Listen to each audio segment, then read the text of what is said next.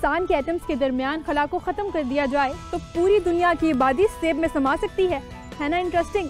सिर्फ साइंस ही नहीं बल्कि ज़िंदगी के हर शोबे में ऐसा बहुत कुछ है जो दिलचस्प भी है और ख़ास भी। एक ऐसा प्रोग्राम जिसमें होंगी 10 खास शख्सियात, जगहें, फैक्ट्स, कारनामे और बहुत कुछ, यानी 10 खास हर हफ्ते हर बार।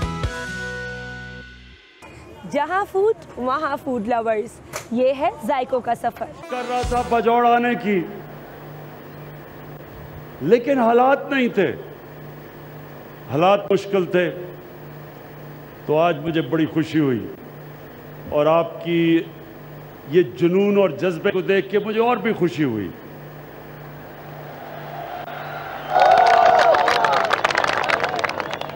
अच्छा,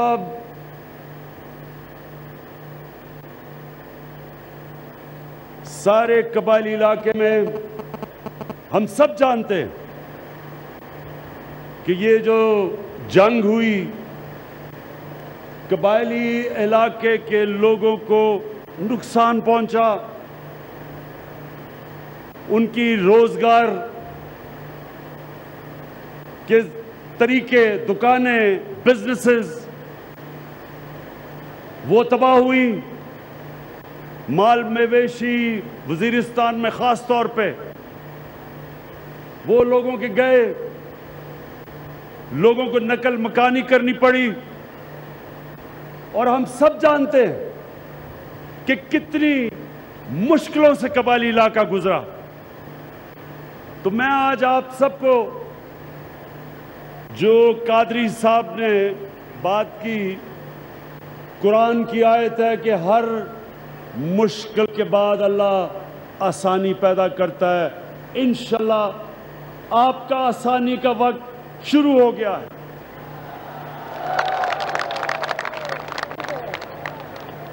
मुश्किल वक्त से मेरे कबायली इलाके के लोग निकल चुके हैं। थोड़ा सा मैं आपको बता दूं, हिंदुस्तान में इलेक्शन है, हिंदुस्तान में इलेक्शन है और हमारी बदकिस्मती है कि हिंदुस्तान की एक जमात इलेक्शन नफरतें फैला के जीतना चाहती है। उन्होंने एक वारदात की और अल्लाह का शुक्र है कि हमारी एयरफोर्स ने मुल्क का सही माने में दिफा किया।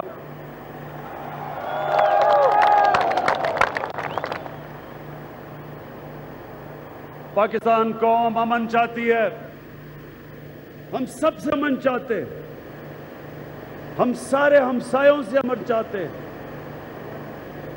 क्योंकि हम अब आगे बढ़ना चाहते हैं। हम अपने नौजवानों के रोजगार पैदा करना चाहते हैं, हम अपने लोगों के लिए खुशहाली लाना चाहते हैं, हम यहाँ सरमायाकारी करवाना चाहते हैं, हम जंग नहीं चाहते। लेकिन मैं ये वाज़ेह कर दूं कि इसको कभी गलती से भी कोई कमजोरी ना समझे।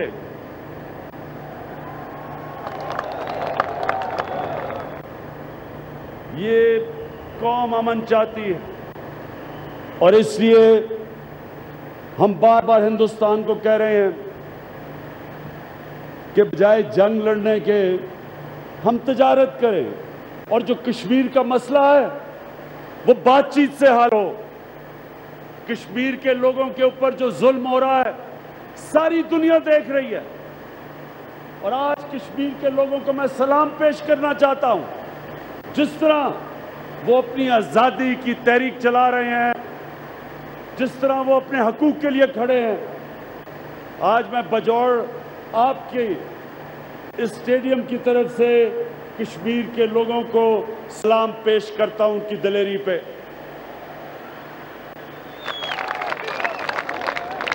तो मैं, क्योंकि हिंदुस्तान में इलेक्शन हो रहा है, मैं आप सबको ये कहना चाहता हूं कि ये अगले 30 दिन हमें बड़ा गौर करना पड़ेगा, ध्यान रखना पड़ेगा।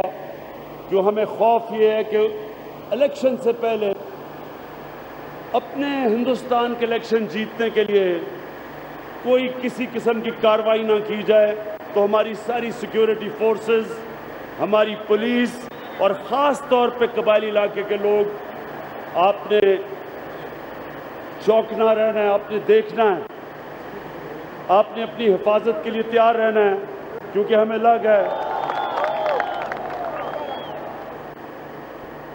अच्छा,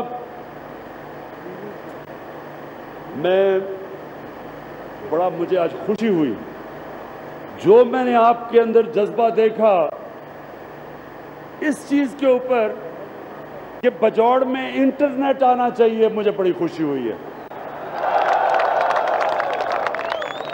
माशाल्लाह, हमारा बजौड़ का नौजवान शऊर रखता है।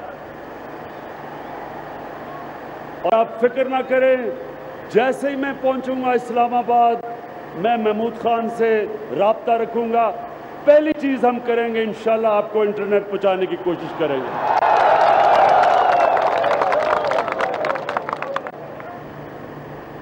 एक और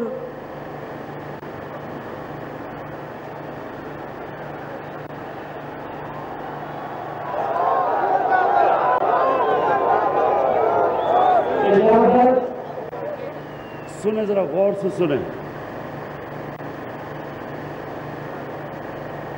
क्योंकि कबायली इलाके में जंग की वजह से तबाही हुई, अभी भी बड़े इलाकों में लोगों के घर गिरे हुए हैं,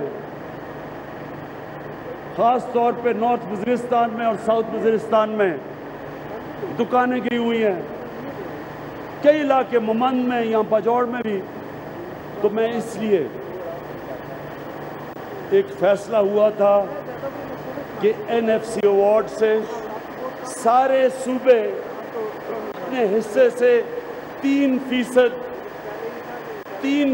जो पैसा है वो कबायली इलाके को देंगे।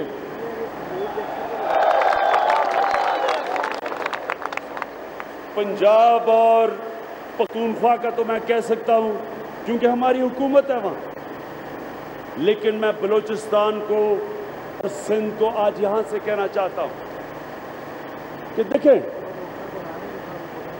आपको ये 3% फंड इसलिए देना चाहिए, एक तो कबायली इलाके के लोगों ने हमारे मुल्क के लिए कुर्बानियां दी, जो कबायली इलाके के लोगों ने कुर्बानियां दी सारे पाकिस्तान के लिए दी, और दूसरा ये मुसलमान होते हुए हमारा फर्ज है कि जो भी इंसान या इलाका जो पीछे रह जाता है, हमारा फर्ज है कि हम मदद करें उनकी उठने में, ऊपर आने में।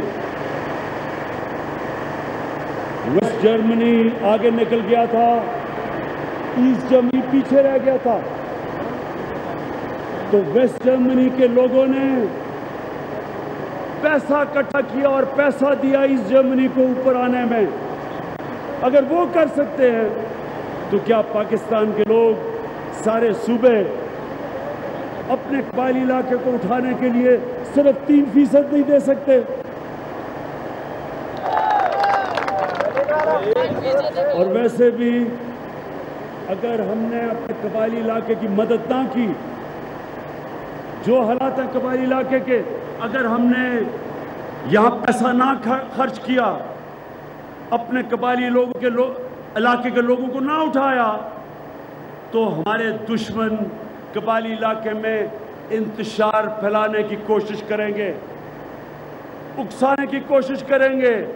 बेरोजगार जो नौजवान है उसको मुल्क के खिलाफ उकसाने की कोशिश करेंगे।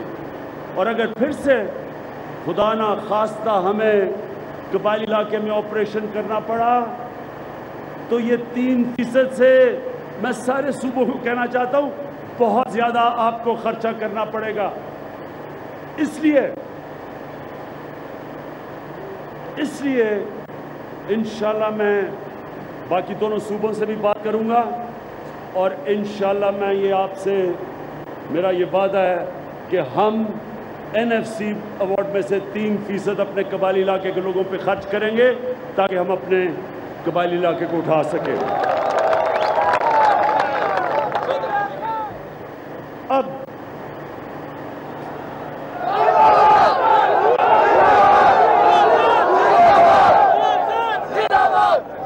बजौड़ के नौजवानों, सुनो जरा आप मेरी बात।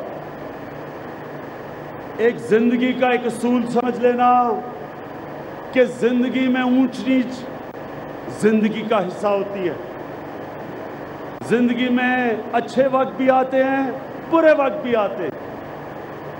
पाकिस्तान में इस वक्त माशी तौर पे हम सबसे बुरे वक्त से गुजर रहे हैं।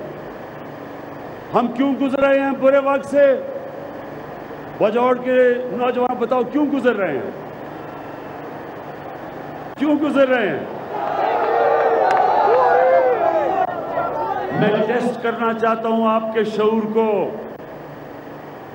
ये क्यों है हमारे ऊपर माशी तौर पर बुरा वक्त?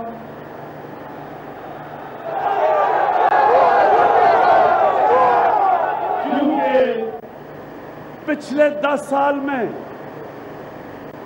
2 जमातों ने इस मुल्क का कर्जा,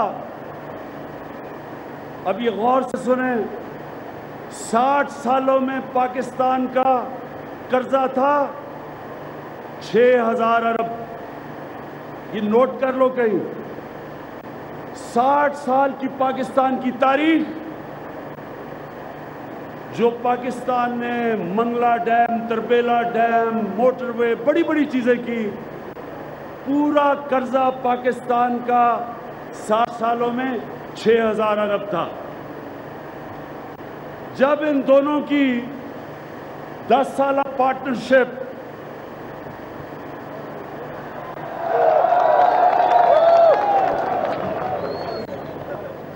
जब ये 10 साल पार्टनरशिप, जिसको ये चार्टर ऑफ डेमोक्रेसी कहते थे, हम उसको चार्टर ऑफ करप्शन कहते हैं,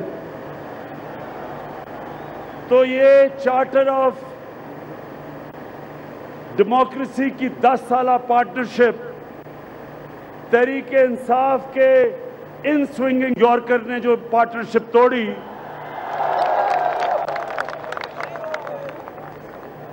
उस 10 साल में 6000 अरब से पाकिस्तान का कर्जा कितना गया? माशाल्लाह, बजौड़ में भी शऊर है। 30,000 अरब रुपया 10 सालों में इस मुल्क से जो किया गया वो दुश्मन भी ना करता। एक मुल्क को मकरूज करके चले गए और आज मिलके जब कहते हैं कि जमहूरियत खतरे में है, जमहूरियत खतरे में नहीं है, बड़े बड़े डाकू खतरे में हैं। जमहूरियत के लिए बजौड़ के लोगों सुन लो, मैं हर चीज करने के लिए तैयार हूं। हर किसी से बातचीत करने के लिए हम तैयार हैं। मुल्क की बेहतरी के लिए मैं नरेंद्र मोदी से भी बातचीत करने के लिए तैयार हूं। अफगानिस्तान में तो हमारे भाई हैं, वो तो इंशाल्लाह आने वाले दिनों में तालिबान से बातचीत शुरू हो गई है। अब आपस में इंशाल्लाह अमन होगा, एक अच्छी हुकूमत आएगी अफगानिस्तान में। यानी अच्छी, मेरा मतलब एक ऐसी हुकूमत आएगी जिसमें सब अफगानिस्तान में हुकूमत में शामिल होंगे, जंग खत्म होगी, अमन होगा, यहाँ से तजारत होगी, ये सारे इलाके में खुशहाली इंशाल्लाह आएगी, अफगानिस्तान भी खुशहाल होगा, पैर पे खड़ा होगा। इंशाल्लाह वो वक्त आने लगा है। अफगानिस्तान तो खैर हमारे भाई हैं, उनसे तो दोस्ती होनी है हमारी, लेकिन अपने मुल्क की खुशहाली के लिए मैं नरेंद्र मोदी से भी तैयार हूं कि उससे भी बातचीत हो। ईरान से ईरान तो खैर हमारा हमसाया है।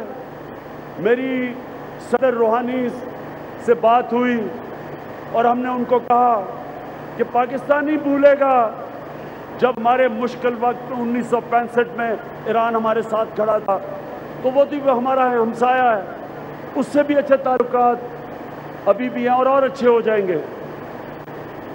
लेकिन मैं कभी जितना मर्जी जमहूरियत की कहें जी जमहूरियत खतरे में है, ये सुनो, मैं कभी किसी कभी भी करप्शन के साथ किसी किस्म की मुफाहमत नहीं करूंगा।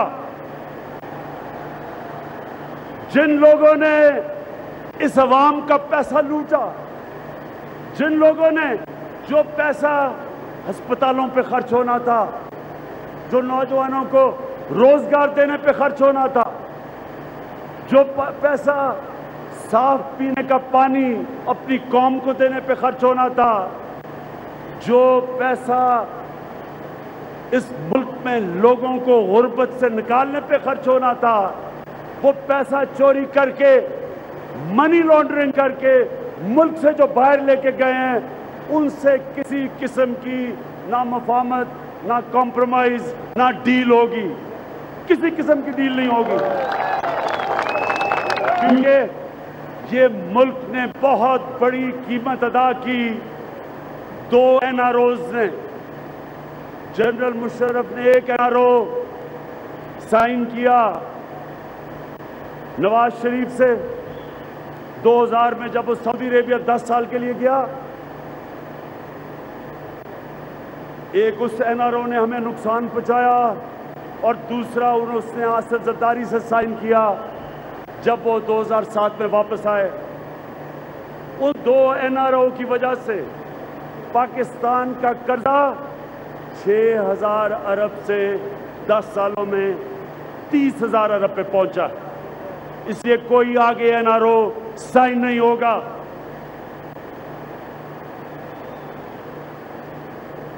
अब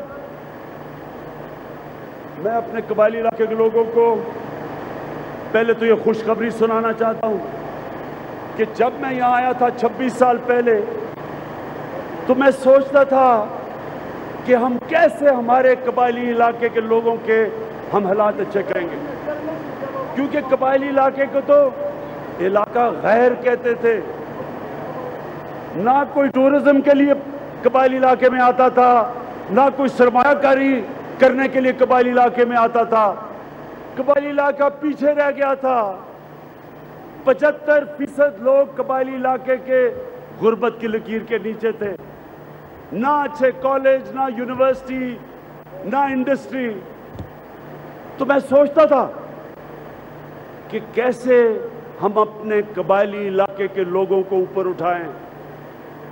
अल्लाह का करम है कि अब कबायली इलाका जम हो गया पख्तूनख्वा के साथ, और इंशाअल्लाह अब हम आपको ऊपर लेके आएंगे। अब आपकी मदद करेंगे। पहले तो हम कर भी नहीं सकते थे। अब इंशाअल्लाह मैं आप सबको आज खुशखबरी देना चाहता हूं कि ये अभी थोड़ा सब्र करना पड़ेगा। सब्र क्यों करना पड़ेगा? अब आसान ज़बान पे मैं आपको समझाता हूं कि सब्र क्यों करना पड़ेगा। ये अपने मुल्क को एक घर समझे, मुल्क को ये समझे कि घर है, घर के ऊपर कर्जा चढ़ गया, आमदनी कम है, घर का खर्चा ज्यादा है, कर्जे ले रहे हैं, तो एक घर कर्जा कैसे उतारेगा? घर के लोग दुकान लगाने की कोशिश करेंगे, फैक्ट्री लगाने की कोशिश करेंगे, उससे आमदनी आएगी, कर्जे लेके फैक्ट्री लगाएगा, कर्जा लेके दुकान लगाएगा, और फिर उससे जो आमदनी आएगी उस आमदनी से कर्जे भी वापस करेंगे और घर के हालात बेहतर करेंगे। वही आज पाकिस्तान का हाल है। आज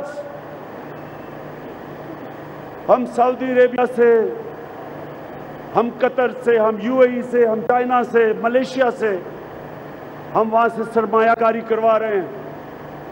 लोग आके पाकिस्तान में सरमायाकारी कर रहे हैं और अल्लाह का शुक्र है कि इस मुल्क में आपको खुशी होगी सुन के कि लोग तैयार हैं पाकिस्तान में सरमायाकारी करने के लिए, फैक्ट्रियां लगाने के लिए, और इंशाअल्लाह इससे मुल्क की दौलत ऊपर आएगी।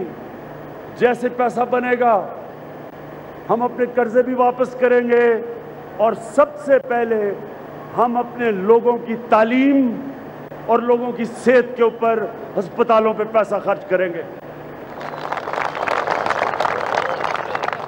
ये भी महमूद खान ने आपको कहा, आपको पूरी बताया कि वो, क्योंकि अब तो आपके चीफ मिनिस्टर महमूद खान हैं, मैं भी अभी आपको बताता हूं, लेकिन उससे पहले मैं ये देखता हूं कि लेवीज और खासादार कबायली इलाके के बड़े, उनको बड़ा खदशा है। लेवीज के लोगों, खासादार के नौजवानों, मैं आज आपको कह रहा हूं कि मेरी अब आईजी साहब से बात हुई है, चीफ मिनिस्टर साहब से बात हुई है। आप बेफिक्र हो जाएं, ना आप बेरोजगार होंगे और आपके लिए इंशाल्लाह जबरदस्त हम एक स्ट्रक्चर लेके आ रहे हैं। आपको पुलिस के अंदर जम करेंगे, आपकी तनख्वाहें भी ठीक करेंगे, आप इंशाल्लाह खुश होंगे। बेफिक्र हो जाओ, ये हमारी बातचीत हो गई है। खास तौर पे लेवीज और खासादार को मैं ये बताना चाहता हूं, कोई फिक्र की बात नहीं है। आने से पहले बजौड़ के लिए 2 अरब रुपया हम एक रोजगार स्कीम के लिए, जो महमूद खान ने बात की, नौजवानों के लिए सस्ते कर्जे, सूद के बगैर कर्जे इंशाल्लाह आपको देंगे कि नौजवान अपनी दुकानें चला सके, अपना रोजगार कर सके। और ये बात करी थी कि जिधर दूर दूर इलाके होंगे, या मुझे पता है बिजली का मसला है, या ग्रिड स्टेशन बन रहा है, सोलर का भी इंशाल्लाह ग्रिड स्टेशन बता रहे हैं। आपको थोड़ा सब्र करें, आपका बिजली का मसला भी हल करते हैं। और सारी, जिस तरह 300 मस्जिदों में हमने फैसला किया है कि सोलर बिजली लगाएंगे ताकि मसला ही खत्म हो जाए कि लोड शेडिंग का, सोलर से सारा वक्त बिजली मिलेगी आपको। सारे कबायली इलाके में 8000 नई नौकरियां तालीम और सेहत के शोबे में हम लेके आ रहे हैं। फाटा यूनिवर्सिटी का कैंपस, जिस तरह महमूद खान ने कहा, बजौड़ और ममा में खुल रहा है और इंशाल्लाह इसको अपग्रेड करेंगे। और आपके लिए स्पोर्ट्स के लिए मैं देखता हूं कि यहाँ माशाल्लाह नौजवानों सेहतमंद भी हैं, फिट भी हैं, दलेर भी हैं। इंशाल्लाह सेहत के लिए, आपकी स्पोर्ट्स के लिए यहाँ फैसिलिटीज बना के देंगे। ये भी हमने, इसके लिए भी पैसा रिलीज कर दिया है। ये जो स्वात एक्सप्रेस वे है उधर, वो कनेक्ट करेंगे, वो जो टनल बना रहे हैं, ताकि यहाँ आपके भी उसका फायदा हो, टूरिज्म हो। खूबसूरत आपका इलाका है और इंशाल्लाह इससे भी आपको रोजगार मिलेगा।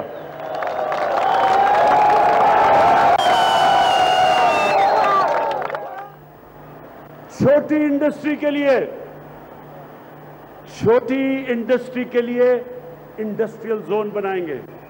बड़ी इंडस्ट्री के लिए अभी थोड़ी देर लगेगी, पहले छोटी कॉटेज इंडस्ट्री के लिए, आपके लिए इंशाल्लाह इंडस्ट्रियल जोन भी बनाने का हमने फैसला कर लिया। वोकेशनल ट्रेनिंग, नौजवानों को हुनर सिखाना। ये समझें कि एक आम मजदूरी करता है, उसको मसलन दिन की 200 रुपया तनख्वाह मिलेगी, लेकिन उसी मजदूर को ट्रेन करके हुनर सिखा दें तो वही मजदूर बजाय 200 रुपए के 5000 रुपया उसकी तनख्वाह बढ़ जाएगी। तो इसलिए ट्रेनिंग, स्किल एजुकेशन इंशाल्लाह हम यहाँ लेके आ रहे हैं आपके लिए।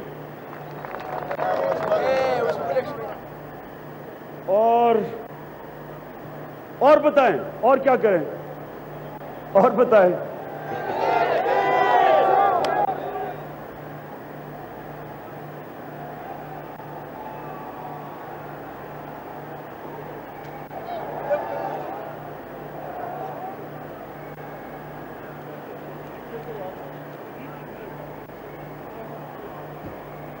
डीजल डीजल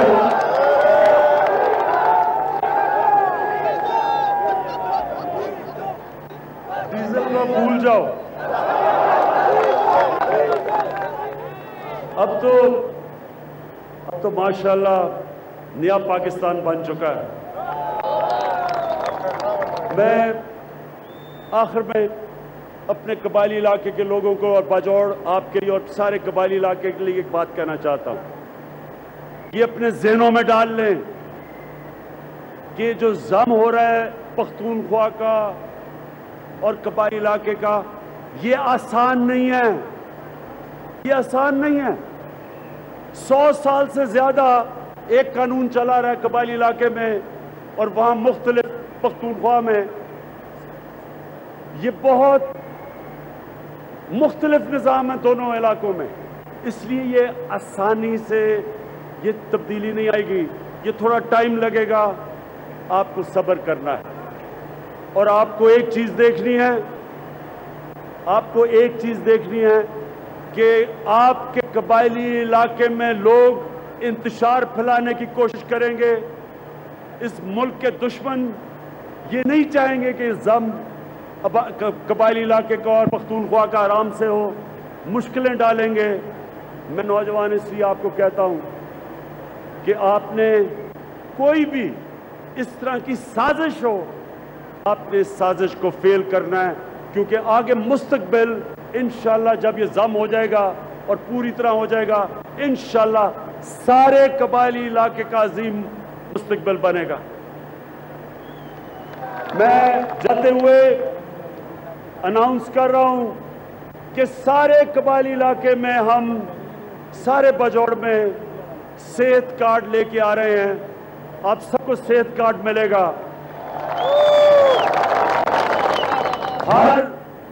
हर घर में एक सेहत कार्ड होगा जिसमें 7,20,000 रुपए तक किसी भी जगह पे वो घर के जो फैमिली इलाज करवाना चाहती है, किसी